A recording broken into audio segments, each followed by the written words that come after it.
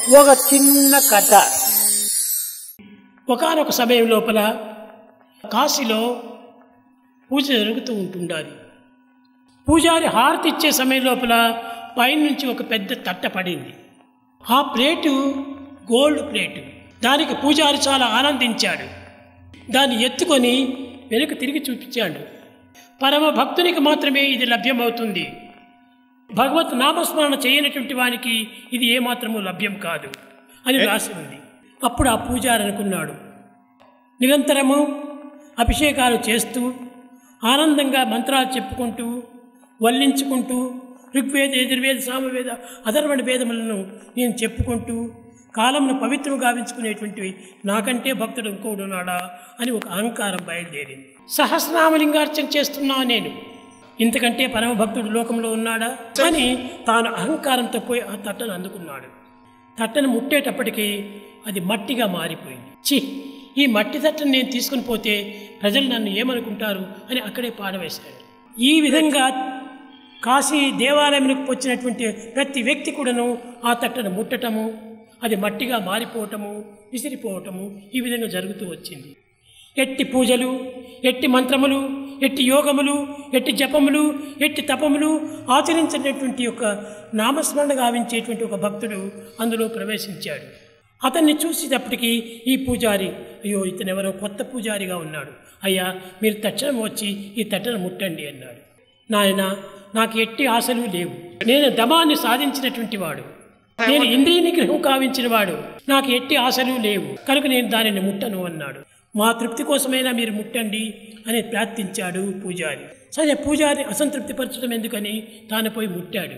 ఆ తట్ట తేజోవంతమైనటువంటి యొక్క ప్రకాశంతో ప్రకాశిస్తూ వచ్చింది. అది మట్టిగా మారలేదు. అప్పుడు అక్కడ చేరినటువంటి ప్రజలందరూ కూడాను అతన్ని చేరి, అయ్యా మీరు ఏం చేస్తున్నారు, ఎట్టి పూజ చేస్తున్నారు, ఏ వ్రతము చేస్తున్నారు అని అనేక రకములుగా ప్రశ్నలు వేశారు. నాయన, నతపాంసి నతీర్థానాం నశాస్త్రాన జపానహి సంసార సాగరోత్తారే సజ్జనాం సేవనమ్మిన. నేను ఇతరుని సేవ చేస్తున్నాను, అంతేకాని ఎట్టి తపము, ఎట్టి జపము, ఎట్టి యజ్ఞము, ఎట్టి యాగములు నేను చేయటం లేదు. భగవంతునికి ఎంత ప్రీతియో ఈ బీదలు. ఈ కాశీ లోపల ఈ వింతను చూచే నిమిత్తమై అనేక మంది శ్రీమంతులు వస్తూ వచ్చారు. ఈ శ్రీమంతులు చేరిన దగ్గరంతా కూడాను బీదవాళ్ళంతా చేరుతుంటారు. ఈ బీదవాళ్ళందరూ కూడాను అందరినీ ప్రార్థిస్తూ ధనాన్ని ఆశిస్తూ వచ్చారు.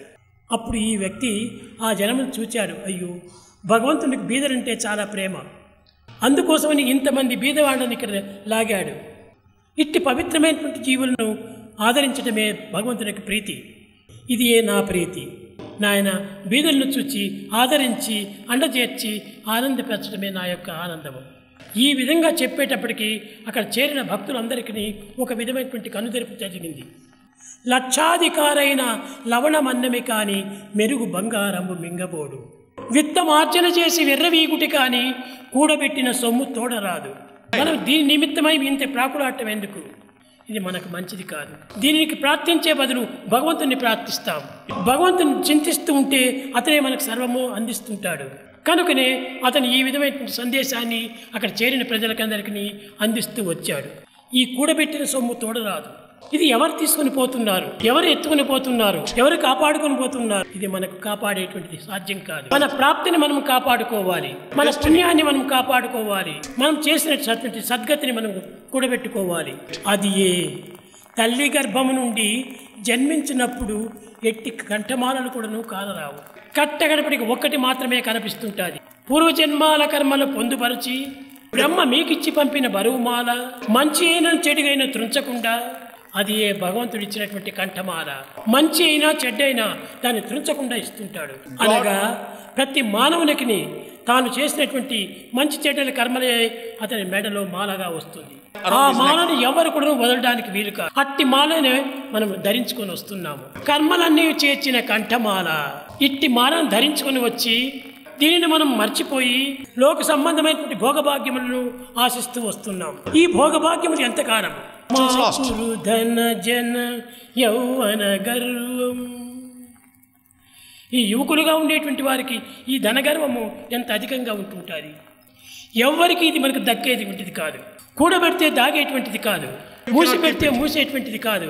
అట్టి దివ్యమైనటువంటి భవ్యమైనటువంటి యొక్క ప్రాప్తిధనాన్ని మనం కూడబెట్టుకోవాలి.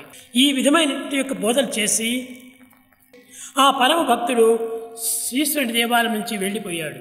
ఈశ్వరుడి దేవాలయం నుంచి తాను కాలు గడిచి బయటికి పోతుంటే ఆ తట్ట కూడా అతని వెంట వెళ్ళింది. ఆ తట్ట పోతుంటుంటే దాని వెంట అనేక కాసులంతా కూడా బయలుదేరినాయి. వారి వెంట ఈ పిచ్చగాళ్ళందరూ కూడా వచ్చారు. నాయన, నన్ను అడిగి ప్రయోజనం ఏమిటి? సర్వరక్షకుడు భగవంతుడే, అతనే శ్రీమంతుడు. అటు శ్రీమంతుడైనటువంటి భగవంతుడిని మీరు ప్రార్థించండి అని వారందరికీ బోధించాడు. అక్కడ నుంచి పోతున్నప్పుడు ఆ తట్టలోంచి అన్ని కాసులు పడిపోయినాయి. ఎవరెవరి ప్రాప్తి కొద్దీ వారికి లభ్యమైపోయింది. కట్టగడపటికి అతను ఆనందంగా కన్నులు మూసుకున్నాడు. కన్నులు మూసుకున్నతడికి విశ్వేశ్వరుడు కనిపించాడు. స్వామి విశ్వేశ్వర, విశ్వమున కన్నా ఈశ్వరుడైనటువంటి నీవు ఈ పేదలను రక్షించడానికి నీకు చేత కాదా? కనుకనే వీళ్ళందరినీ రక్షించమని కోరాడు. స్వార్థరహితమైనటువంటి మాత్రతో, పరాత్మైనటువంటి ప్రేమతో సర్వులను రక్షించమని కోరటం ఇది చాలా ఉత్తమమైనటువంటి ప్రార్థన. తనకెట్టి స్వార్థము లేదు, పరార్థమైనటువంటి ప్రేమతోనే పరులను ప్రార్థిస్తూ వచ్చాడు. ఈ పవిత్రమైనటువంటి ప్రార్థనకు భగవంతుడు ఆనందించాడు. ఎవరు ప్రార్థన చేసినప్పటికీ స్వార్థరహితమైనటువంటి ప్రార్థన చేయాలి. ఆ స్వార్థరహితమైనటువంటి ప్రేమనే నిజమైనటువంటి భగవంతునికి హృదయానికి హత్తుకుని అయిపోయేటువంటి ప్రేమ. అట్టి ప్రేమ స్వరూపుడు మన హృదయం నందే ఉంటున్నాడు.